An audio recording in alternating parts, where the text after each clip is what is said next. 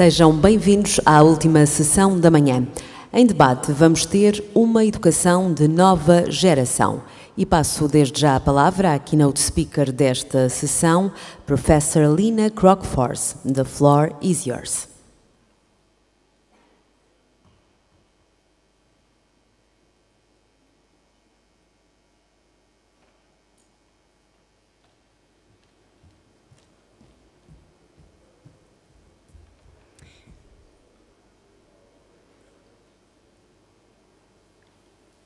I have it here.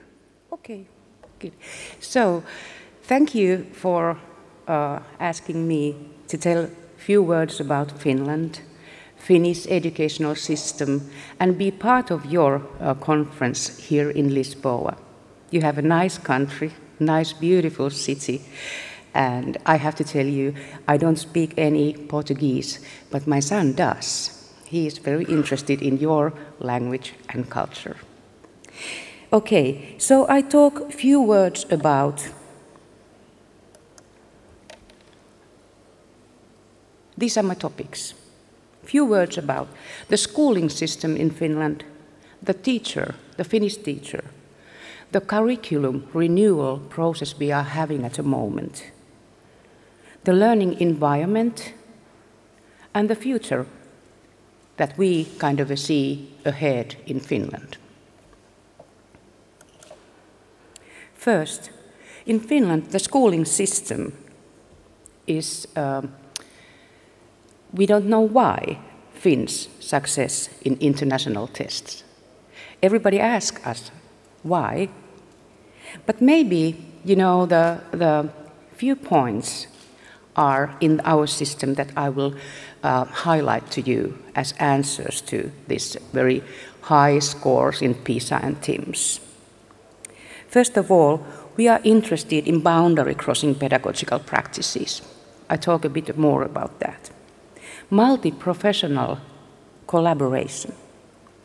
Curriculum as a pedagogical tool for teachers. And new, innovative learning environments.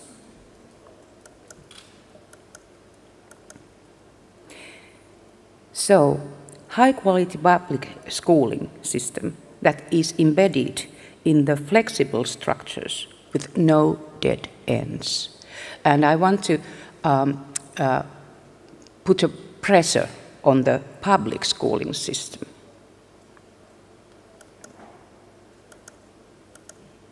No national achievement testing, school rankings, or inspectorate. Schools and teachers can decide how to assess themselves and their students.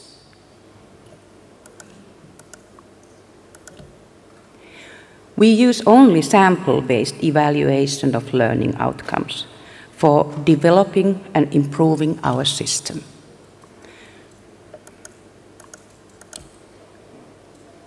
We do not have student streaming.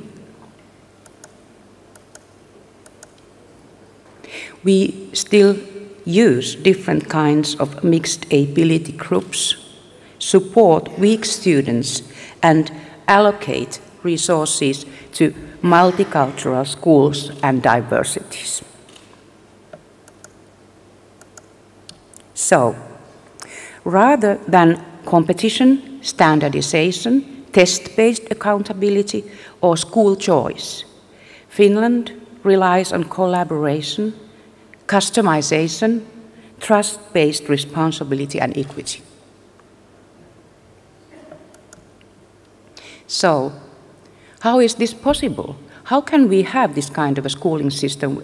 We have now developed our schooling system from 70, so it's around 40 years to this direction. And one of the main things is the teacher. In Finland, teachers' profession is highly appreciated among young people. Is it because of the salaries? No. They are very average. But the character of the vocation, it's different. Young people think that teachers' vocation is innovative, creative, enjoyable way of living, independent and autonomous. But how can we have this kind of a teacher's profession? How have we developed this one? I actually work at the University of Helsinki at the Department of Teacher Education, and my professorship is teacher education. So I have been studying quite a long time for the paradigms of teacher education. And maybe the biggest issue in Finland is that all teachers study at universities in 5-year programs doing their masters. They need to have this kind of a pedagogical stance, pedagogical thinking skills and research-based understanding of education, that they can be autonomous. And this teacher education development has took us 40 years. We also started that at 70s. So we actually, I would say that in Finland, we have the core, we have a basis core that we all think is good. There is kind of a common baseline, value base behind all the political or private, public sectors. Well, now, this may be the core of my presentation. Why do we need high-quality teachers? Here you have a picture, wakening hours and, you know, the lifespan. And you can see that this is a Cisco Banks at his company's research. Only around 20% of all the learning happens in formal learning environments. So it means that learning is around, school is around, and informal learning has changed during last decades. And that's something that we have to take account when we go to schools. Look at this, formal and informal gap. This is a Cisco source. So what children are doing out of the school with ICT, media, social media, internet, and how they are using them as tools in schools. There is a huge gap. Games, cell phones, internet, TV, all the different tools are very commonly used outside school as places or spaces of informal learning. But schools do not use this possibility, and the gap is too big at the moment. So this is what we have been studying now in Finland from 2005. When we talk about learning, we can talk about formal learning or informal learning. And when we talk about learning environments, we can find physical learning environments and virtual learning environments.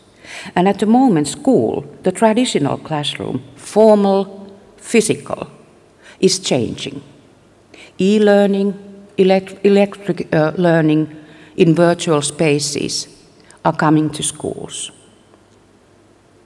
But when we talk about virtual informal learning, we talk about funds of knowledge in social media and internet that are huge.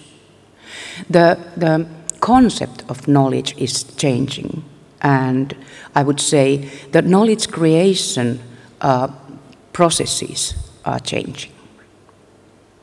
Teachers are no longer owners of knowledge or owners of blackboards, as people say. So, technology is a part of our social and knowledge practices. And modern theories of learning see the learner as central in the creation of meaning, not the teacher as the transmitter of knowledge.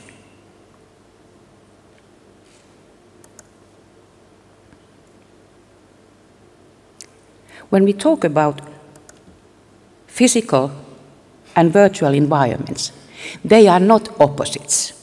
Here you can see day of my researchers' sons learning. Local learning communities, learning in authentic environments, creativity and media production, sharing, Vimeo, YouTube, learning through gaming and playing, developing local and global networks of learners. He's a snowboarder, and at the same time when they work in or practice in physical environments, they use the media to share it at the same time. So everything is outside during the same process, same time. So that's why virtual and physical are not opposites. So, best teachers, they design participatory pedagogy. They are actors, boundary breakers, initiators. They are responsible for promoting schools to grow into networked and collaborative learning communities. And they are leaders of pedagogical multi-professional collaboration. That's why we need good, very well-educated teachers. Well, about the curriculum. The international press is discussing very vividly at the moment what is Finland doing, why. Are you really changing your curriculum from subjects to topics? Because, you know, of the informal learning, formal learning gap. Well, we are not. I have to answer that every time. No, no, no. We still highly appreciate and rely on subject matter knowledge, the ontological and methodological structures of each subject, because that gives us, in our thinking, the basis of understanding the world in a civilized way. But at the same time, we need more skills in the rapidly changing world. We need to shift from what to how and why. Knowledge co-creation needs interactional skills. Innovations are done together.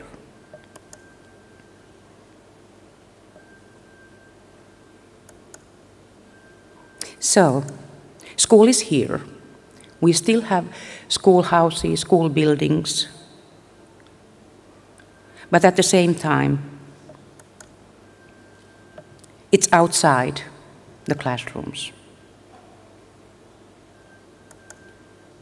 So what is the future?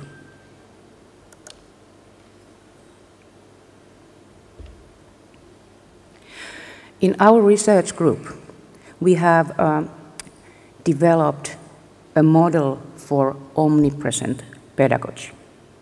That means that we need to reach from formal practices to understand more the informal learning environments and the possibilities that technology gives us in this omnipresent pedagogy.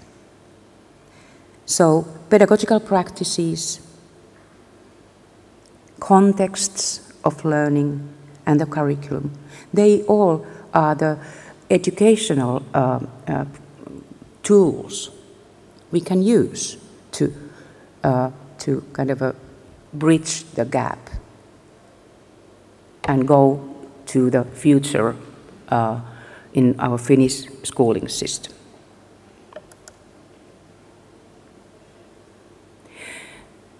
In our research, I would say the most important finding is that students' agency develops, empowers the student when we develop the learning environments outside from the old classrooms and school buildings to the learning environments we have in our society, in our informal learning, like museums, science centers, libraries. We have everything ready there.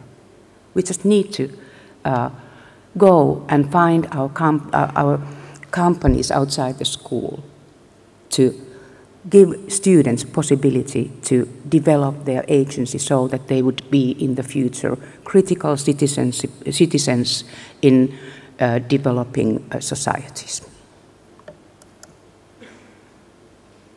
From the beginning,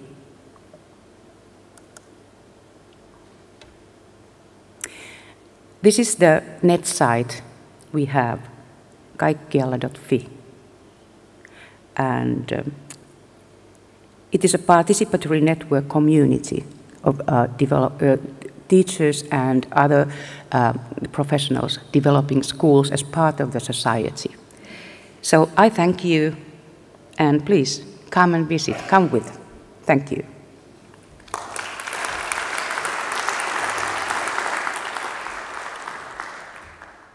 Convido agora todos os oradores deste painel a tomarem os seus lugares no palco. Em debate, vamos ter uma educação de nova geração. Estará o sistema de ensino a responder à nova realidade digital e dá garantias de empregabilidade e inserção das novas gerações no mercado de trabalho disruptivo? Serão o conhecimento, o talento e as novas competências prioridades? São questões em debate já a seguir. Antes, convido a assistir às principais conclusões do estudo Tendências na Educação. O que nos diz o presente sobre o futuro? Se olharmos para o que o passado nos diz sobre o presente, vemos que hoje a história se conta de outra forma, ou melhor, de muitas formas. A sala de aula é hoje em todo o lado, a toda a hora, minuto, segundo. Estamos na era da constante aprendizagem, mas estaremos dotados de competências para aprender? Na verdade, esse é o maior desafio que a educação está a enfrentar: ensinar a aprender. No passado era o professor o centro da atenção, mas com a crescente introdução das TIC no âmbito educacional, será cada vez mais o aluno quem está no centro do processo educativo. A educação percorre um caminho que se está a construir na base da interatividade, permitindo um ajuste personalizado às necessidades e aos ritmos de aprendizagem de cada um. É essa a tendência do futuro: modelos educacionais que proporcionem novos contextos de aprendizagem pelo crescente desenvolvimento e disponibilização de recursos digitais. Porque a tecnologia já está no dia-a-dia do aluno, em casa, na rua e à porta da escola, pronta a entrar, pela sala de aula. Pensamos em agregadores de informação online em que o saber não ocupa lugar. Pensamos em quadros interativos com corretores no lugar de apagadores. Vemos softwares educativos e manuais, claro, digitais. Inovar no ensino será criar mentes cada vez mais inovadoras, capazes de se adaptarem a um mundo global, competitivo e inevitavelmente mais tecnológico. Não estamos na era dos porquês, vivemos na era das respostas. Muitas respostas passam hoje pelas TIC, com a introdução de novas metodologias e experiências de aprendizagem por facilitarem o acesso à informação em qualquer lugar e qualquer momento. A individualização da aprendizagem pela personalização de conteúdos e adequação pedagógica. O desenvolvimento e disponibilização de recursos digitais numa nova dinâmica de ensino que nos permita manipular, reorganizar e adaptar os recursos continuamente.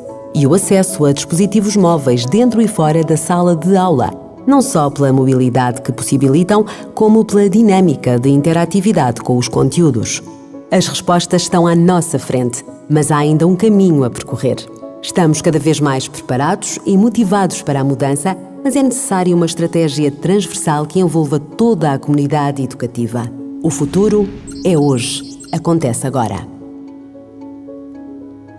A vossa atenção para a moderadora da sessão, Madalena Queiroz.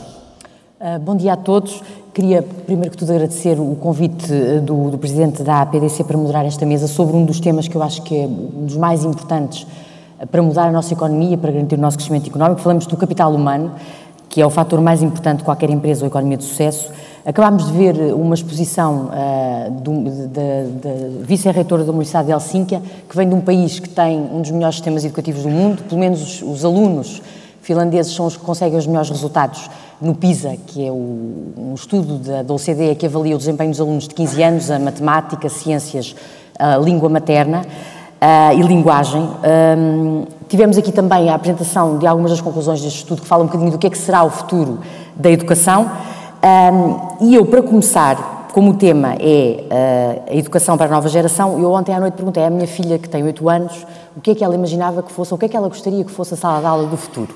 E o que ela me disse foi que gostava de ter uma sala de aula onde coubesse o mundo todo, com janelas que se transformassem em televisões gigantes e em que onde se pudessem ver filmes e em que cada menino ou menina tivesse um iPad com programas para aprender, sem professor, e onde houvessem robôs para servir o lanche. Portanto, isto é um bocadinho o que é que as crianças acham que vai ser a educação do futuro, e temos aqui algumas crianças a considerarem que se calhar o professor poderá ser um instrumento ou um protagonista indispensável, o que eu acho que é impensável, não é? O professor tem que ter aqui um papel importante neste sistema.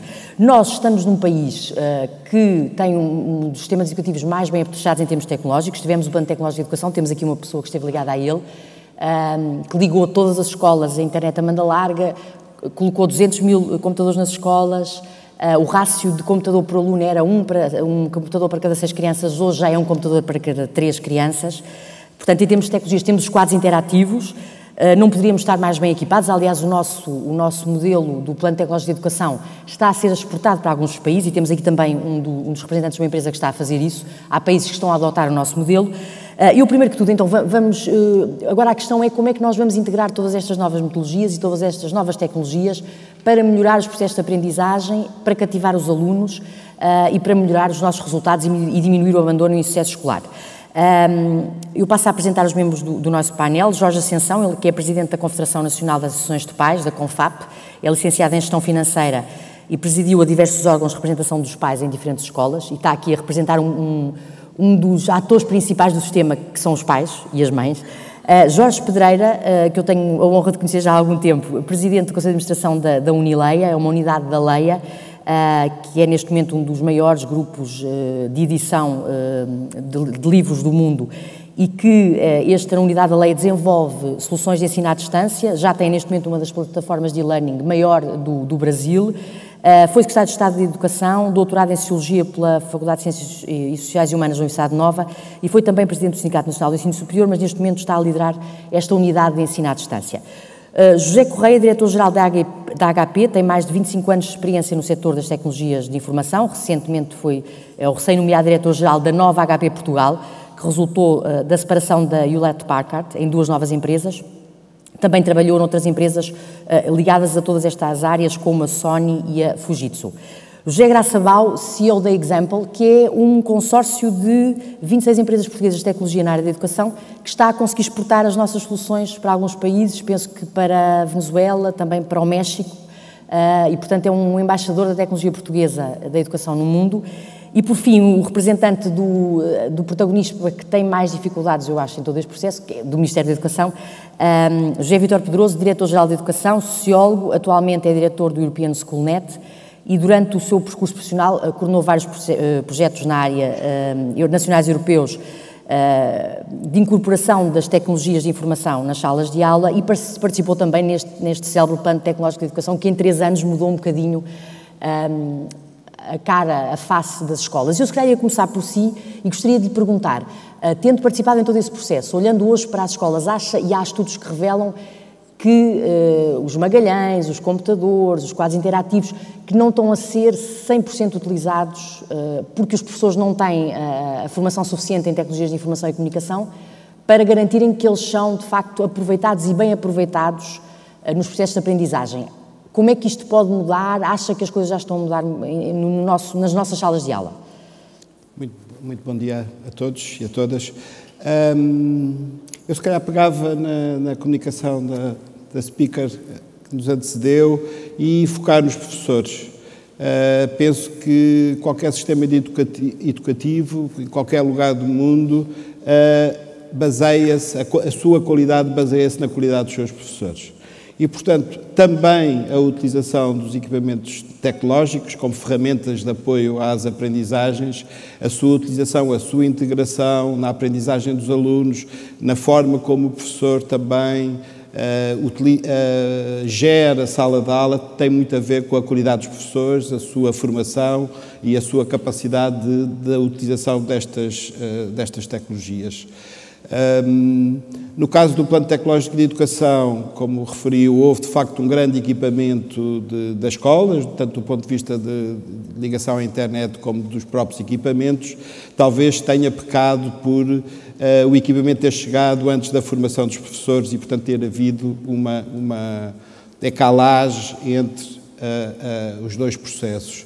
Relativamente à utilização em Portugal das tecnologias, há estudos internacionais comparativos, sobretudo a nível europeu, e Portugal não está com uma utilização inferior à dos outros países relativamente às tecnologias. Nós temos, de facto, alguns exemplos notáveis, sobretudo nos países nórdicos, não é? Mas relativamente à média europeia, Portugal está acima da média quanto ao número de horas que os professores e os alunos utilizam as tecnologias.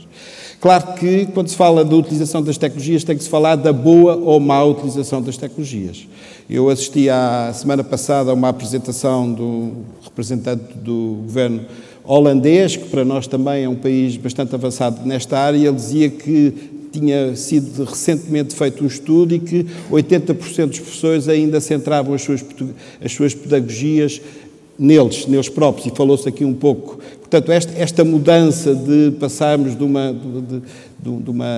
ensino centrado no professor, em que o professor vai para a frente da sala, para o quadro, seja ele preto ou branco, seja ele interativo ou não interativo, para um ensino centrado no aluno, mais interativo neste relacionamento, mais autónomo relativamente às aprendizagens por parte dos alunos, é um processo, é um ensino, é um processo que, penso eu, quanto maior for a qualidade dos professores, quanto maior for a sua autoestima, quanto maior for a sua valorização, mais conseguiremos lá chegar. Portanto, eu diria, há que apostar na formação dos professores. José Graça Bal acompanhou e agora está neste momento a exportar o que nós desenvolvemos aqui em Portugal em termos de tecnologias de educação para outros países. Hoje em dia as crianças, antes de saberem ler, já sabem mexer em tablets, não é? Em iPads. No seu entender, acha que é esta a questão fundamental, a questão dos professores, para que de facto haja uma utilização efetiva e resultados efetivos no processo de aprendizagem dos alunos, utilizando e recorrendo a estas novas tecnologias? Eu estou a pensar, vi um estudo, por exemplo, as salas de aula no futuro, as mesas já não podem ser, vão ter rodinhas para que os alunos possam passar a trabalhar em grupo, deverá haver dispositivos móveis onde eles podem recorrer enquanto estão a trabalhar, o professor deverá funcionar como uma espécie de mentor. Como é que isto pode ser integrado? E se acha que isso está a ser bem integrado? E que reação é que às nossas soluções, às soluções que nós desenvolvemos? Bom, então, bom dia. Vamos lá ver. Primeiro, acho que este encontro é muito importante. Ter de um lado a educação e ter do outro lado o mercado é essencial, porque a escola é uma fábrica de pessoas, de portugueses, são lá, andam 12 anos a estudar, pelo menos no ensino básico, e, portanto, têm que sair lá formados para a vida. E do outro lado há aqui o mercado. Esta audiência é curta, está aqui pouca gente. O que é que isto quer dizer? Que há o ensino de um lado, virado para o ensino e para os professores, e o mercado não está preocupado com o ensino. Depois há de escolher os melhores. Eu acho que há aqui qualquer coisa que tem que mudar. Eu tenho que confessar que sou um homem do planeamento. Fui responsável por pôr as escolas todas com a internet na PT, mas eu sou um homem de planeamento e acho que há aqui erros de fundo. Primeiro, o Ministério da Educação, para mim, não é o único responsável da educação. Tem que haver uma estratégia de país para a educação. E depois o Ministério da Educação pode ser o operacionalizador dessa estratégia. Essa estratégia tem que estar assente no mercado e tem que estar assente na tecnologia. E falou-se aqui em plano tecnológico. Por exemplo, eu nem vou dizer o que penso, mas é assim, o nosso plano tecnológico e o trabalho complementar sobre o plano tecnológico feito pelas editoras está a ser ocupado a 5%, a 10%, não sei. Porque é assim, não é um professor saber usar um quadro interativo. É um modelo pedagógico que tira todo o partido da tecnologia que há na escola. E não há modelos pedagógicos. Eu já agora esclareço, a nossa indústria sentiu, vamos lá ver, a gente está a trabalhar nisto, vem do tempo do Sócrates e do plano tecnológico.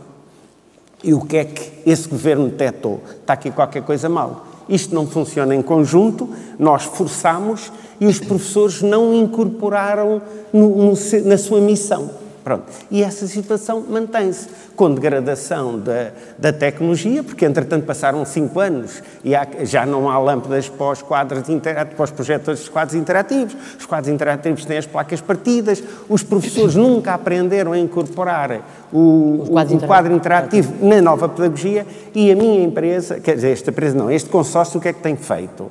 Tem, na verdade, feito pilotos, aqui em colaboração com o Ministério da Educação e com o Sr. Diretor-Geral e com a ERTE, de novos modelos pedagógicos. Portanto, e é a partir do modelo pedagógico que toma em conta com o ensino, toma em conta a aprendizagem, que nós temos ferramentas que permitem ao professor ter um novo modelo. Um modelo de aula participado, um modelo de aula com trabalho em grupo, um acompanhamento do trabalho em casa e fora da aula, em grupo, tudo suportado em tecnologia, porque nós acreditamos que a tecnologia não é para ser um empecilho. Mas nós hoje sabemos, sem tecnologia, o que é que fazíamos? Como é que a gente trabalhava? Tinha que mandar uma carta? Não. A tecnologia tem que estar incorporada no sistema de ensino, estar toda a funcionar, e o problema da falta de recursos que o país tem tido tem impedido, aqui o Sr. Diretor-Geral sabe que muitas escolas já nem têm responsável informático. Portanto, há um professor que desenrasca quando aquilo começa nada a funcionar. Portanto, todos estes sonhos que vêm de trás e essa estratégia, como não há a componente estratégica no Ministério da Educação... Do planeamento dessa área. Planeamento, acompanhamento, tudo foi caindo. Portanto, foi um investimento de vários milhões, de 90 milhões de euros. Há falhanças na tecnologia e há um modelo pedagógico. O modelo pedagógico com a tecnologia, como eu já disse, pode ser em sala de aula, participada, mas pode ser também acompanhar o estudo em casa e ainda uma coisa importante que aqui a senhora não falou e que eu julguei que ia falar, é a mudança, o ensino virado para o mercado. Por exemplo, nós nos nossos EduLabs estamos a considerar uma coisa que chamamos aceleradores de ensino e aprendizagem, que é um trabalho temático de relação com a sociedade. Por exemplo, em Águeda há uma série de indústrias que querem ter futuro. Portanto, as temáticas relacionadas com essas indústrias vêm para a escola e casam com o modelo curricular. Portanto, não há uma revolução. Não sei se repararam, aqui a nossa colega da Finlândia falou em 40 anos, está sempre a dizer 40 anos. Parece que tudo tem que demorar 40 anos a converter-se. Hoje conseguimos ser mais rápidos, mas as coisas demoram tempo. Estava-me a falar, por exemplo, de feiras e eventos que são novas formas de aprendizagem. Juntar alunos à volta de um tema com empresas do setor e isso serem momentos de aprendizagem, por exemplo. O que eu defendo e que estamos a praticar nos nossos chamados EduLabs é que há ensino convencional, mas é multimédia. Não imagino uma sala de aula em que o professor não tenha multimédia e tem a tecnologia e tem as editoras. As editoras hoje têm plataformas de apoio aos professores para dar as aulas todas, concentrando, entusiasmando os alunos, etc. Portanto, esse uso tem que acontecer. Depois, a sala de aula, vamos lá ver, há ferramentas, por exemplo, a Microsoft tem uma ferramenta que estamos a utilizar, que é o OneNote for Teachers, que permite acompanhar os alunos todos fora da sala de aula e com os pais. Portanto, o ensino projeta-se para fora e projeta-se em grupo. Portanto, eu digo, primeiro, é uma revolução pedagógica de formação de professores, mas algo muito organizado. Eu, como sou do planeamento toda a vida, quando entro no Ministério da Educação e vejo uma certa democracia e uma certa impossibilidade de haver... Está a ouvir? Pronto. Quer dizer, não noto, dizia ao meu colega, agora esqueço, o Tribolé, que, isso na educação não se pode tocar, porque aquilo não tem governação, como é que a gente agora mexe uma coisa que não tem comandos? Há aqui alguma falta de articulação, de estratégia, havia aquele plano, projeto do antigo ministro de implodir o Ministério da Educação, que acabou por não ser implodido, mas pronto, que seria a solução, seria implodir o Ministério da Educação, para resolver os problemas da educação. Eu só acredito em soluções de continuidade. Há maneiras de ir num plano a 10 anos, dizer vamos fazer isto em não sei quantos anos, sabemos o que vamos fazer, onde queremos chegar e agora o que é que vamos fazer em cada ano. Por exemplo, a formação de professores, eu acho um bocadinho já cansa a miúdo. Quer dizer, acho que vai existir um plano estratégico de educação, mas é assim, quando existe um plano estratégico de educação, vem do Ministério da Educação. O Ministério da Educação não pode ter vida própria. A sociedade tem que haver uma interação com o mercado que quer os alunos. Eu tinha ali uma apresentação, não vale a pena, mas é assim, hoje a escola pode ser entendida pelos alunos, isto é uma chatice, isto não é o meu mundo, isto não é a minha vida, mas eu tenho que passar isto e vou estudar e vou ter boas notas e depois livro-me disto. Pois, em vez de ser assim. uma oportunidade para desenvolver, para o aluno sentir, eu na escola é que estou bem. Eu, quando andava na escola, até era bom aluno, mas gostava mais da ginástica que do resto. Eu acho que os alunos, com este novo mundo dos tablets, das plataformas, desta brincadeira toda, é um mundo igual ao que eles têm quando estão a divertir-se. E que, portanto, deve ser trazido para a sala de aula. Tal e qual. José Correia, diretor-geral da HP, tem mais de 25 anos de experiência no setor das tecnologias de informação. Que impacto é que a utilização destas tecnologias de informação pode ter, que impacto virtuoso pode ter na utilização na sala de aula? Muito bom dia. Eu estava a ouvir agora esta intervenção e estava-me a recordar, ontem à noite estava em casa e a minha filha tinha estado a estudar para um teste que ia ter hoje de manhã e quando me viu na sala estava a dizer, eu gostava de estar era no teu lugar e já não estar nas aulas. Hoje vinha a descer no elevador para o carro e o meu filho também me dava a dizer, nunca mais chegamos ao Natal que eu estou farto dos testes e estou farto disto tudo. Isso não poderia ser assim depois. E a verdade é que estes miúdos hoje em dia têm uma vivência fora da escola que tem pouca continuidade naquilo que é a sua realidade com que se deparam em sala de aula. E aquilo que vemos é que, ou seja, as coisas têm que acontecer de forma diferente, querem estar sempre ligados, querem ter o seu próprio ritmo. Esta questão de que hoje, e se nós pensarmos na geração Z, como chamamos todos, ou seja, pelo menos a minha, que nas empresas já temos possibilidade, porque temos ferramentas para que isso aconteça, de poder trabalhar quando vai mais de acordo com a nossa vida, não temos que estar a trabalhar até às 10 ou até às 11, porque temos ferramentas móveis que nos permitem continuarmos a ser produtivos. Acredito que as pessoas que passaram estes 2 dias neste congresso não deixaram de responder aos seus mails pelo facto de estarem aqui. Ou seja, os alunos querem de facto esta experiência em sala de aula, querem que a tecnologia acompanhe o seu ritmo, querem que seja interessante e querem que seja gratificante, porque se conseguir ser motivador, eles também vão prestar mais atenção às aulas. Se prestarem mais atenção às aulas, estão a ir ao encontro daquilo que é também o objetivo dos professores. E os professores, através da tecnologia, primeiro conseguem cativar melhor a atenção, conseguem cativá-los, conseguem transformar aquilo que são conteúdos que à partida podem ser pouco apelativos por comparação com aquilo que vai acontecendo na realidade fora da escola, conseguem nos transformar em algo que seja interativo e que seja interessante. Se os alunos estiverem motivados, se os professores estiverem satisfeitos também pela motivação que conseguem passar aos alunos, necessariamente a escola e os agentes educativos também vão ter a ganhar. Conseguimos dessa maneira também reduzir, se calhar, o abandono escolar, que é algo que está muito presente também naquilo que são os nossos objetivos de educação. E, por outro lado, também muitas dessas escolas conseguem ir ao encontro de alguns dos novos objetivos que têm, que é serem competitivas umas versus outras. Por isso, ou seja, a tecnologia dentro das escolas tem necessariamente que ser uma continuação daquilo que é a nossa vida, seja pessoal, seja profissional. E hoje em dia temos tecnologias que assim o permitem. Uma delas é o e-learning. O professor Jorge Pedreira hoje lidera, é presidente da Conselho de Administração da Unileia, que é a unidade da Leia para a área do e-learning. No futuro, se calhar, nós já não vamos usar livros na escola daqui a alguns anos. Se calhar vai ser tudo digital. Há quem diga que 30% a 40% do processo de aprendizagem será feito à distância. Como é que isto pode ser ouvido? Como é que isto pode ser integrado nas salas de aula tradicionais e no processo de aprendizagem que é desenvolvido atualmente em Portugal?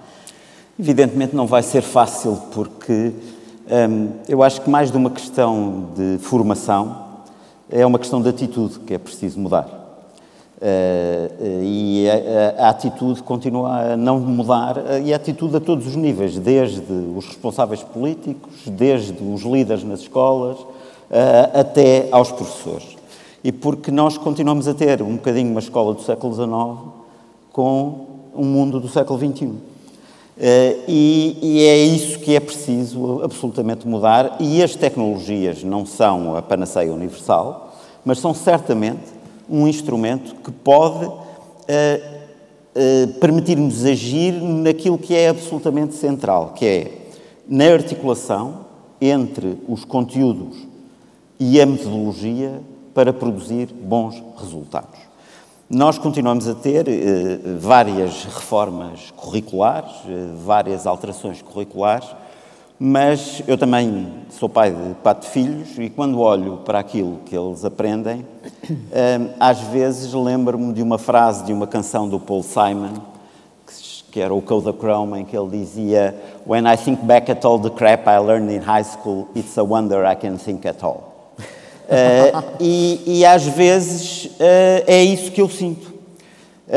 Eu suspeito mesmo de que algumas coisas que estão a ser ensinadas nas escolas, os professores estudaram na véspera para as ir ensinar no dia, porque eles próprios já não se lembram delas, porque não têm nenhuma utilidade. E há uma espécie de fetichismo do volume do conhecimento transmitido, e acho que os últimos anos foram, de resto, um acentuar dessa tendência, em vez de pensarmos o que é que se vai fazer com o conhecimento. Porque não é uma questão de volume, é uma questão de ser capaz de usar o conhecimento. E penso que as tecnologias, na linha de resto da intervenção que nos antecedeu, de utilização do mundo de possibilidades de produção, de circulação do conhecimento, a tecnologia pode ter um papel fundamental na relevância daquilo que se aprende, mas também na maneira como se aprende. Porque, como se dizia, é preciso, de facto, que os alunos sejam o centro da aprendizagem. E sendo o centro da aprendizagem, eles vão ter de aprender fazendo, não é aprender ouvindo. Nós continuamos a ter a ilusão de que os alunos, se estiverem quietinhos na sala de aula a ouvir o que o professor lhes diz, vão aprender. Não é verdade. E isto já se sabe há muitos anos. A citação que ali estava dada era de 1996, mas muito antes de 1996 já sabia. E, no entanto, isto é repetido e repetido, mas nas escolas continua exatamente igual. E se isto é um problema para o aluno médio, é ainda mais um problema para aquele que não é o aluno médio. Ou que tem dificuldades, ou que é excelente. Ou excelente, ok. Ou que é excelente. Porque sendo todos tratados da mesma maneira, evidentemente que as coisas não podem funcionar. E, portanto, as tecnologias também permitem gerir a aprendizagem de tal maneira que haja trabalho diferente para alunos que são diferentes, de forma a que eles possam realizar efetivamente o seu potencial, porque essa é que é, acho eu, a missão fundamental do sistema educativo. A missão fundamental do sistema educativo é que todos e cada um dos alunos possam desenvolver as suas capacidades e as suas competências até ao limite das suas possibilidades. E estas novas tecnologias, de alguma forma, permitirão individualizar o processo de ensino-aprendizagem? Absolutamente. É muito mais fácil. É muito mais fácil, tendo tecnologias, distribuir trabalho diferente, distribuir formas diferentes de aprendizagem aos alunos de uma turma, do que se não se usarem as tecnologias, em que é muitíssimo mais difícil, para não dizer impossível. Mas se não mudarmos as atitudes, de nada serve, de facto, colocar os computadores ou até formar os professores, porque os professores podem saber, mas se acharem que não vale a pena, se tiverem medo, não vão usar. E, portanto, se não mudarmos as atitudes, é fundamental. E é preciso mudar as atitudes. Eu vou-lhe só dizer uma coisa que eu creio que mostra bem como estamos atrasados em matéria de atitudes. Há um organismo em Portugal que certifica a formação dos professores. E esse organismo não certifica a formação à distância.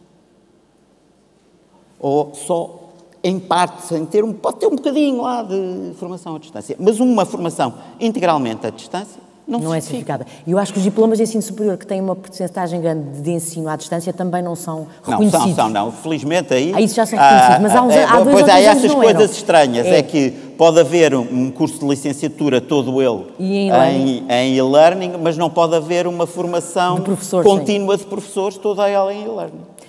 Passamos agora para Jorge Assunção, que eu acho que é um dos stakeholders mais importantes, está aqui a representar os pais, e é um dos mais angustiados, porque os pais muitas vezes não sabem como é que hão de lidar com os filhos todo o dia, um bocado reféns dos ecrãs, não é? Ou é o tablet, ou é a televisão, e como é que integram isto tudo, e como é que os põem a ler livros, e no seu entender, acha que o que é que a escola devia fazer para garantir esta passagem entre a vida familiar e a vida escolar, com todas estas multiplataformas que hoje existem? Muito bom dia, muito obrigado. Eu estava aqui, de facto, a ouvir e acho que estamos todos de acordo com o que é o problema da educação, que de facto tem a ver com a atitude, tem a ver com o modelo de aprendizagem, o modelo de ensino. Eu não sei se repararam, mas na apresentação da Finlândia não devem ter visto uma única sala de aulas parecida com a nossa. E nós continuamos a falar de sala de aulas como se fosse este o modelo que tem que existir. Não adianta nada lá meter tablets, nem PCs. Aliás, todos os alunos têm um tablet que se chama smartphone, só que não é utilizado, mas não adianta neste tipo de modelo, provavelmente. A tecnologia é, de facto, muito importante para poder aproximar, para poder fazer a aprendizagem individualizada. Estou-me a lembrar das necessidades educativas especiais, por exemplo, onde ela já é utilizada. Nós temos muitos bons exemplos a funcionar em Portugal. São nichos, são localizados, não é sistémico, falta planeamento, falta estratégia, é uma verdade. Mas nós, famílias, temos de facto esta angústia, porque sentimos que há e as crianças também sentem, a sua filha respondeu-lhe isso, há de facto uma separação completa entre o mundo da escola e o mundo real. Quer dizer, há qualquer coisa. As próprias famílias, e eu faço parte do movimento associativo parental, onde procuramos colaborar, onde procuramos substituir aquilo que é o multiprofissional, que aqui foi falado, portanto, as tais equipas multidisciplinares que são necessárias, não nos esqueçamos, que não estamos a falar só dos meninos, filhos das famílias que têm expectativas na educação, ou dos meninos que querem aprender. Estamos hoje a falar de uma educação global, mesmo para aqueles que eventualmente julgam não ser preciso andar na escola. E, portanto, é um grande desafio que nós temos aqui pela frente, na escolarização global, que desceu de 45% para 17% a questão do abandono, mas também é preciso perceber porque é que desceu. Porque, provavelmente, há uma muito baixa percentagem de fuga aos impostos, porque ela é obrigatória. E, portanto, a educação como obrigatória também levou a esta descida. A grande questão é, de facto, o mundo que se vive lá dentro. E o modelo que temos de educação é, de facto, necessário. Eu há bocadinho falava nisso. Nós temos já muitas escolas com quadros interativos, temos as escolas que eu dizia que não têm todas a internet, quer dizer, na globalidade, elas não utilizam, de facto, a internet a não ser para a gestão, não para a aprendizagem. Não me lembro, tenho 3 filhos, não me lembro de nenhum deles dizer que esteve ligado à internet para fazer qualquer tipo de investigação dentro da escola, e é precisa porque há também ainda cerca de 20% de famílias, ou mais, são mais, que não têm internet em casa e ainda são mais as que provavelmente não conseguem ter a literacia digital para poder acompanhar os seus filhos. Portanto, e é este mundo de o que é que está aqui a faltar? Está a faltar coragem. Todos os interventores na política educativa, todos os atores, agentes, pessoas que trabalham, desde professores, famílias, equipas multidisciplinares, sabem que é preciso mudar. Mas isso vai inquietar. Isso vai trazer alguma alteração do status quo, do bem-estar, provavelmente. E, portanto, não está a haver a coragem, não está a haver compromisso, não está a haver confiança.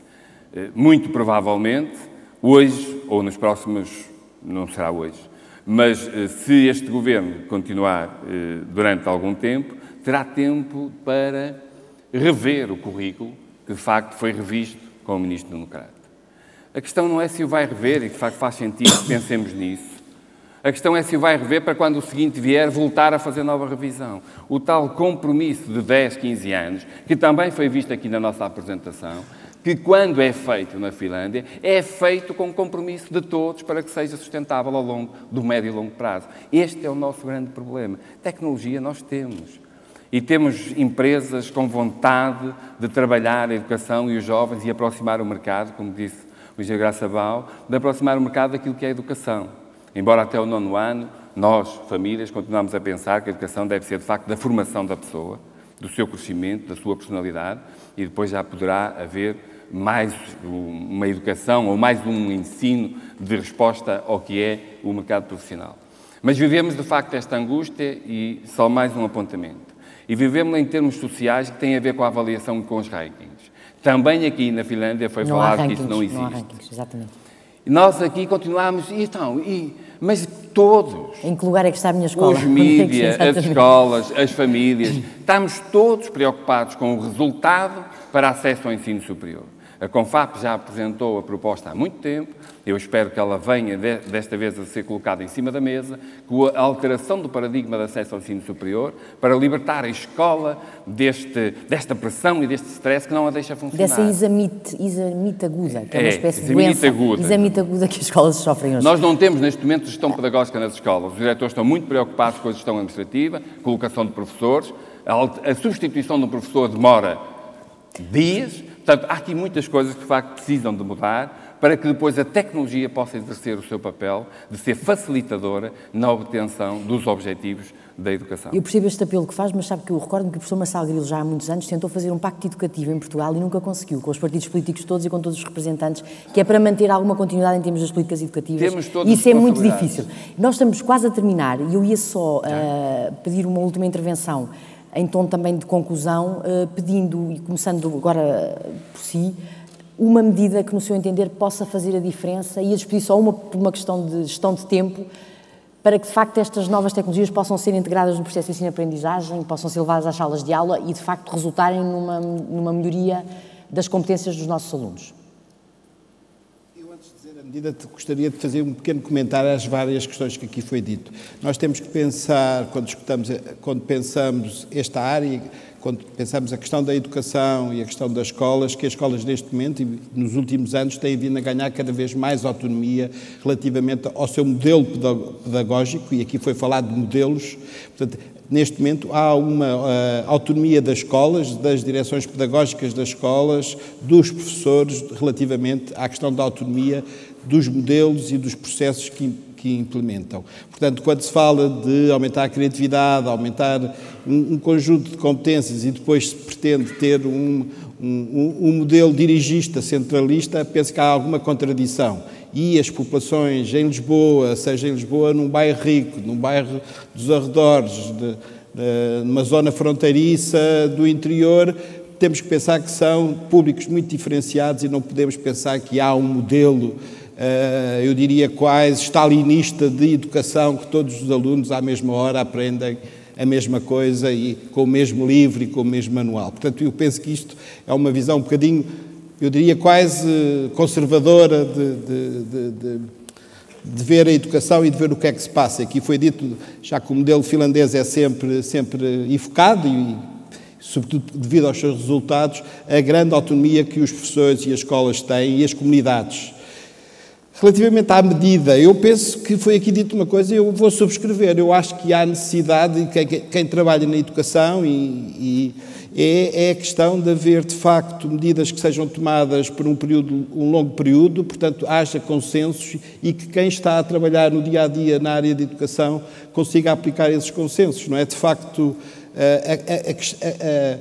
a constante mudança de filosofias, de metodologias, de visões, de ideologias sobre a educação deveriam ser possíveis de ser consensualizadas e para que possamos, quem está a trabalhar na educação, fazer este planeamento, fazer as escolas trabalharem, a produção de recursos digitais, que aqui foi falado. Se passado 2 anos muda tudo, os recursos se calhar também deixam de fazer sentido. E as editoras lá terão que fazer novos manuais e os pais comprar novos manuais e, portanto, há necessidade, de facto, de haver este pacto que é feito na Finlândia.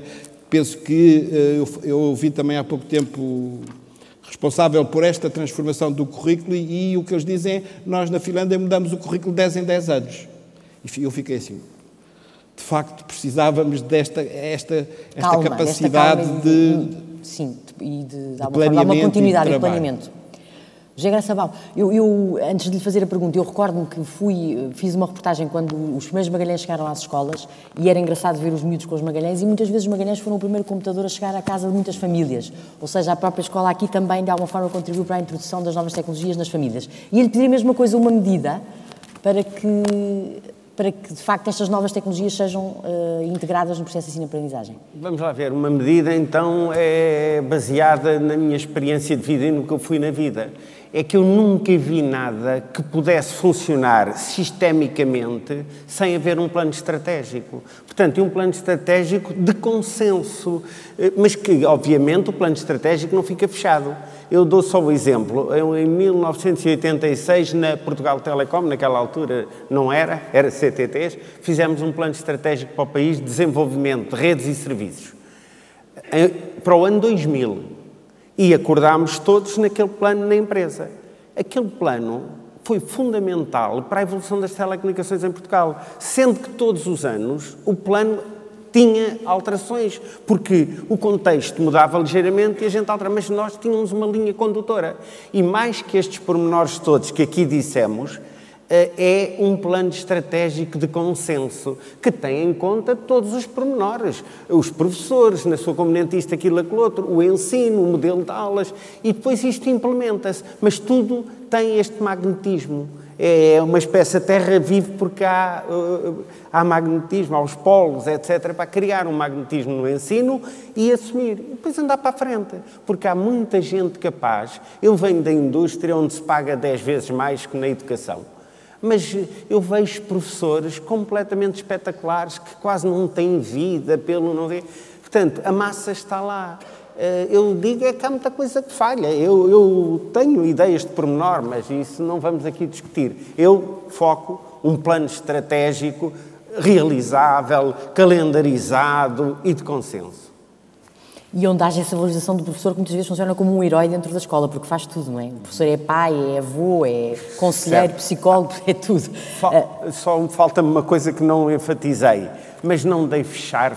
Eu acho a escola muito fechada sobre a escola. Quem manda no ensino são os professores e eles não são a sede de todo o saber da economia e da sociedade. E, portanto, abrir aos pais, nós no nosso EduLabs, os pais participam no ensino, mas também abrir à sociedade. A sociedade não está muito interessada no ensino, mas não faz ideia. Aqui cada português paga, julgo que é à volta de 80 mil euros, espero, na sua vida paga 80 mil euros para a educação em Portugal. Pois. E, portanto, quer dizer, deviam de se empenhar mais. Espera lá que este dinheiro, se calhar, não pedir de contas, não está sempre bem gasto. José Correia, diretor-geral da HP, uma proposta para que eu pegava um pouco naquilo que estava a dizer, no tal herói que muitas das vezes existe em várias escolas, porque é esta a realidade. Existem casos extraordinários de aplicação de tecnologia nas escolas, mas são isolados, são desgarrados, são independentes e aquilo que eu acredito que de facto faz falta é, seja um organismo, seja um gabinete, alguém que pense com o tal plano estratégico, mas alguém que pense ao nível nacional, envolvendo os pais, envolvendo os professores, envolvendo as escolas, mas que consiga projetar aquilo que nós queremos fazer da sala de aula do futuro. Ou seja, tem que ser salas adaptativas, que sejam capazes de se adaptar às diferentes realidades de cada um dos alunos. Ou seja, que promova o ensino colaborativo, porque é daí que vem muita da riqueza da própria produção de conteúdos, que depois estes próprios alunos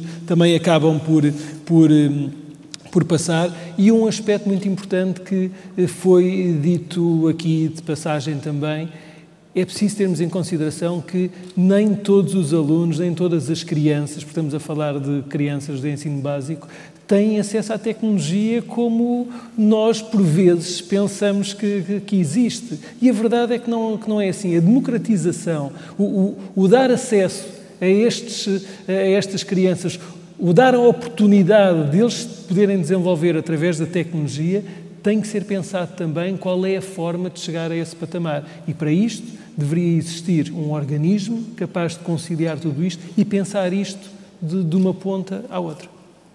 Muito obrigado, professor Jorge Pedreira, diretor da Unileia. Ia perguntar a mesma coisa. Também esteve no Ministério da Educação, portanto conhece os vários... Bom, eu estou basicamente de acordo com aquilo que já foi dito, ou seja, penso que é fundamental encontrar um consenso na sociedade portuguesa e penso que as diferenças do ponto de vista ideológico são mais de ruído do que de substância. E, portanto, penso que era importante fazer uma reforma curricular para acabar com as reformas curriculares. E, portanto, era esse o objetivo, que quer dizer, uma reforma curricular que tivesse um horizonte a 20 anos, que naturalmente teria de ser ajustada à evolução da sua execução, mas uma reforma curricular que fosse para acabar com as reformas curriculares. E que houvesse, de facto, uma capacidade executiva no sentido de a pôr a funcionar. Porque um dos problemas que nós temos muitas vezes em Portugal é que temos planos extraordinários e depois a sua execução fica a 10% ou 20% daquilo que era suposto ser executado. Justamente não infringindo, não transgredindo nesta tendência para o aumento da autonomia das escolas. Eu penso que é fundamental a autonomia das escolas, mas também a responsabilização das escolas. Ou seja, conceder autonomia significa poder pedir contas. E poder pedir contas pelos resultados. E isso creio que é também uma outra medida muito importante e, como dizia aqui o Sr. Doutor, termos de ter meios para o efeito. Exatamente porque há uma desigualdade social muito importante, e acho que um dos fracassos da escola pública portuguesa foi não ter conseguido plenamente combater os efeitos educativos dessa desigualdade. É preciso saber como usamos os meios justamente para proteger aqueles que têm menos meios e para lhes dar acesso integral, seja pelo modelo de ensino, seja pelos equipamentos, à educação da próxima geração que queremos para todos. E essas novas tecnologias podem ser essenciais nessa democratização do acesso à educação. São um instrumento, se calhar, primordial para conseguir isso. Dr. Jorge Ascensão, a mesma questão, uma proposta. Bem, em educação, como eu costumo dizer, é sempre muito difícil centrarmos só num dos vetores que a educação tem. E, de facto, uma proposta, se eu quisesse resolver muitos problemas da educação, investiria muito tempo com os diversos intervenientes na alteração, de facto, da avaliação e no seu fim, enquanto acesso ao ensino superior, porque acho que ia resolver algumas questões. Mas acho que, do que aqui foi dito e que comungo, nós temos que começar a planear com antecedência, com estratégia e com visão de futuro, embora não saibamos muito bem o que é que vai ser o futuro daqui por 10 anos, nem daqui por 5, mas pelo menos sabemos o que é que pretendemos enquanto sociedade global, democrática, portanto, e que seja equitativa tanto quanto possível. E, portanto, esta questão do planeamento é importante e temos que começar a confiar, de facto, nesta capacidade de autonomia com responsabilidade que também temos defendido. O que temos hoje nas escolas é uma pseudo-autonomia, que tem, obviamente, alguma autonomia pedagógica para atacar aqui e acolá alguns grupos de crianças com mais dificuldades, mas não tem uma autonomia que lhe permita, na falta de um determinado recurso, o substituir rapidamente e por uma empresa que trabalhasse como trabalha a escola não teria, com certeza, muito sucesso a longo prazo.